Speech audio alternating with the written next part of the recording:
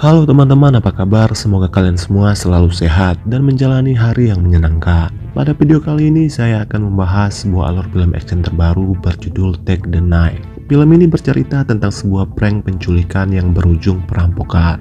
Film Take the Knife menurut saya cukup menarik untuk disimak karena terdapat sebuah plot twist yang membagongkan di akhir film. Baiklah, tidak usah bertele-tele, langsung saja kita bahas alur cerita selengkapnya. Di awal film kita akan diperkenalkan dengan dua bersaudara bernama William dan Robert Cheng. Dua orang pengusaha muda yang mengelola bisnis ayah mereka yang sudah meninggal. Perusahaan ini dipimpin oleh Robert yang merupakan anak kedua. Sementara William merupakan bawahan Robert, padahal dia adalah anak pertama. Tidak lama lagi Robert akan berulang tahun. William berencana memberi kejutan kepada sang adik dengan cara yang cukup ekstrim, yaitu dengan sebuah penculikan. Dia lantas menyewa seorang perampok amatir bernama Chad untuk melakukan misi tersebut. Hari itu William menyuruh Chad datang ke kantornya untuk bernegosiasi tentang bayaran. William menegaskan kepada Chad kalau ini hanyalah sebuah penculikan pura-pura, alias hanya prank saja. Dia meminta Chad dan anggotanya tidak terlalu kasar kepada Robert saat beraksi nanti.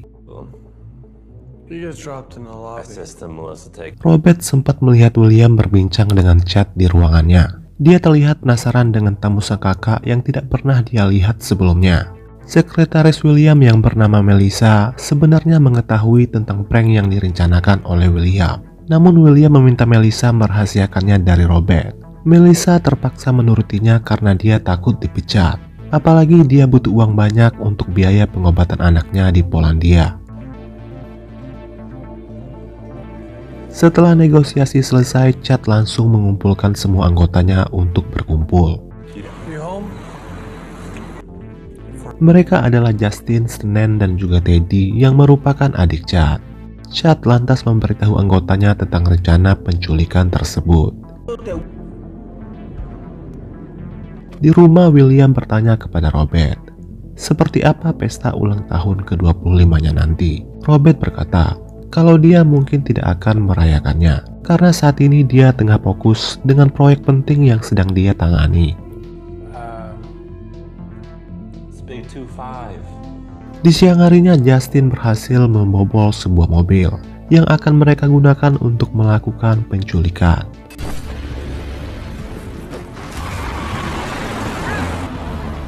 Di lain sisi, Chad melapor kepada William kalau mereka akan mulai beraksi besok malam. Ternyata ayah Chad dan Teddy adalah seorang mantan militer yang terpaksa menjadi perampok karena kesulitan mencari pekerjaan tetap. Namun sang ayah tewas ditembak oleh polisi dalam sebuah perampokan.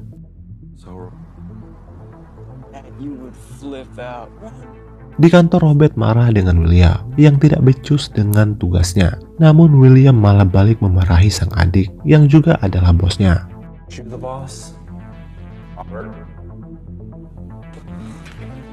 Tak lama berselang, Robert dikunjungi oleh pamannya yang bernama Isaac. Sebelum meninggal, ayah Robert menitipkan sebuah amplop kepada Isaac untuk diberikan kepada Robert di ulang tahunnya yang ke-25. Isaac menyarankan kepada Robert untuk membukanya di waktu yang tepat.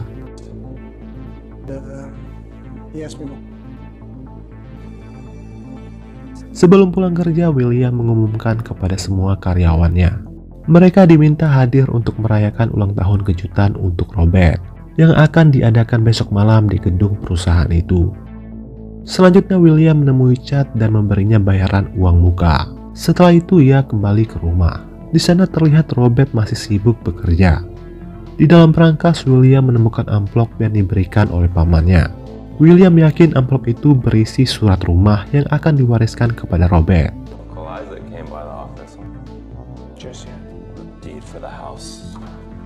Ternyata William sedikit cemburu dengan Robert, di mana ayahnya lebih menyayangi adiknya itu. Malam pun tiba, Chad dan anggotanya mulai beraksi. Seperti biasa, Robert pulang lebih awal. Saat di lobi, Chad muncul dan langsung menculiknya. Kejadian itu dipantau langsung oleh William dari CCTV.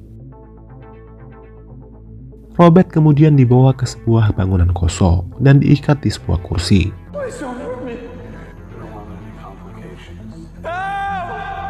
Setelah itu Chad menelpon William dan melapor kalau semuanya berjalan sesuai rencana. Selanjutnya Chad membawa Robert ke suatu tempat. Di dalam perjalanan, Teddy menelpon polisi, melapor kalau dia sempat melihat aksi perampokan di sebuah rumah mewah. Ternyata mereka membawa Robert ke rumahnya. Mereka lalu merampas semua barang berharga yang ada di dalam berangkas, termasuk amplop dari almarhum ayah Robert.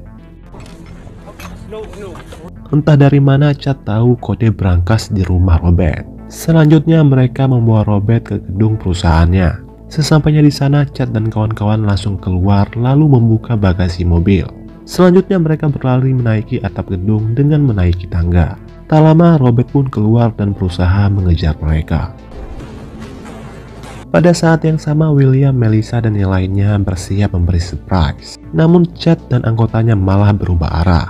Mereka masuk ke dalam gedung yang kebetulan tengah kosong. Lalu mereka menguras semua uang berjumlah jutaan dolar yang ada di dalam berangkas perusahaan itu. Selanjutnya Justin menghapus semua rekaman CCTV malam itu. Pada akhirnya Robert sampai ke atap gedung. Dan dia disambut dengan kejutan kue ulang tahun.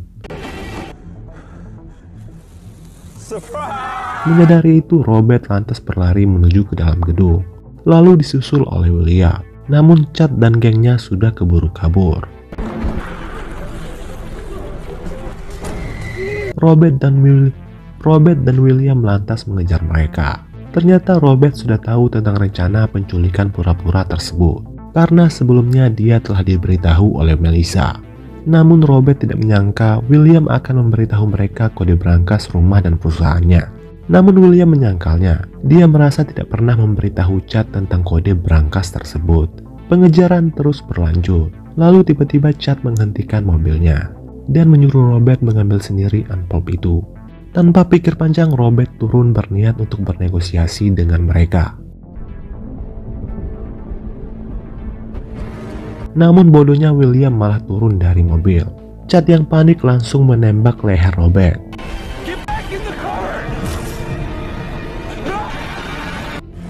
Setelah itu mereka kabur. Senin, Justin dan Teddy tampak tertawa senang atas keberhasilan mereka merampok jutaan dolar. Hal itu membuat Chad sangat kesal dengan anggotanya tersebut. Sementara dia harus memikirkan cara bagaimana supaya tidak tertangkap, agar tidak berakhir seperti sang ayah.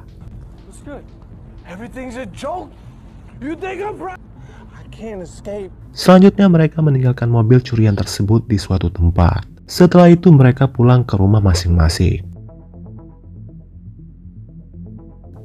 4 minggu pun berlalu, sementara polisi masih kesulitan melacak para pelaku, karena tidak ada satupun bukti rekaman ataupun sidik jari mereka.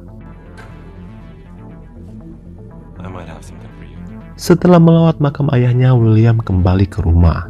Dia kaget mendapati seseorang telah membobol rumahnya. Dan hasil rampokan yang dia simpan telah menghilang.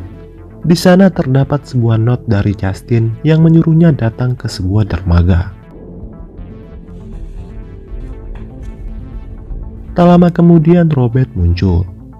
Dia selamat karena ternyata tembakan Chad meleset. Chad datang cuma untuk mengambil amplop dan jam tangan peninggalan ayahnya yang mereka rampok, karena jam tangan tersebut sangat berarti baginya. Akan tetapi Chad memilih bungkam. Tak lama kemudian polisi datang meringkus Chad, Teddy dan Senin. Di tempat lain, William mendapat kiriman sebuah kotak berisi perhiasan yang mereka rampok, termasuk amplop dari ayahnya.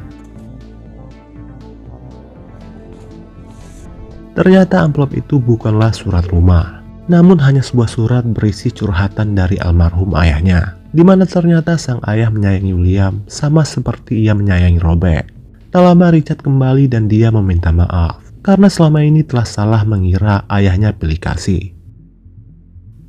Dari penyelidikan, polisi berhasil menemukan fakta baru dari kasus ini. di mana ternyata Melissa bersekongkol dengan Chad dan kawan-kawan.